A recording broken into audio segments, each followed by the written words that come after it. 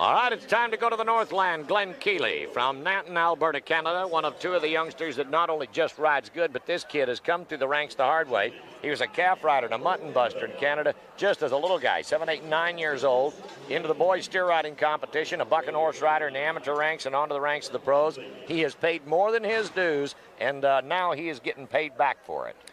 Glen weighs probably, I would say, 121 pounds soaking wet.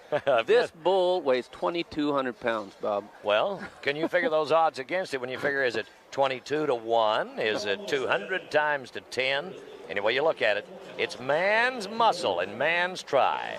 Well, that's why it's such a balanced event. This is a game that you cannot muscle a bull. It's something that, when you got something that large, you got to balance. You got to get in that right spot and stay there.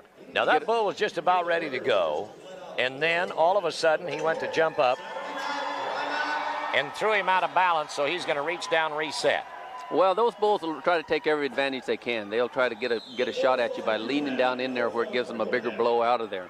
A lot of times they squat and lean against your leg, and that was what he was doing there to Glen, and he had to straighten him up where he can get a decent shot at him. Gary, let's take a look at that rope and that glove and the rosin that we talk about. Now, you can read about it in the program, but you can't get any closer than that. When you can see the wrinkle and the scuff on a glove, I'm talking about camera work that's going to make you feel like a bull rider. That rosin is put on there to make that rope so it's sticky and won't run through the hand. When you got 18 or 2,200 pounds of bull on the end of your arm, as in this case, you better have it pretty sticky and pretty gluey where it doesn't come out of there, because you get a little bit out of shape and it's gone. Just a cakewalk for kids like this. Glen Keeley, the Canadian, and he's tapped, Bob. He's tapped. Look at him go to work with them spurs. He's earning points there. Now, you don't have to spur them, and you don't have to qualify like you do in the bucking horse riding events by having your feet set at the end of that first jump. This kid showed up in Long Beach, California tonight. He said, I'm going to Southern California where the sun's shining, the money flows, and the girls are all beautiful. And if you look in this audience, these girls are beautiful here tonight.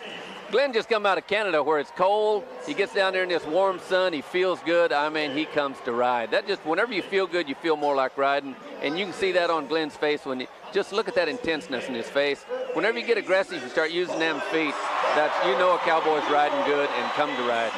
Nice bull ride. They liked it. They're going to crack him out with an 86, and there's the first, not only above 80, but at the highest side of it. We're going to see a lot of 90s. I'm going to predict by the time we're done in the 1991 World Championships of Bull Riders only, and that's just the first one. As of right now, we're talking about 3-2. It's the Cowboys in favor for the first time that we've seen it. He put him to the hump side.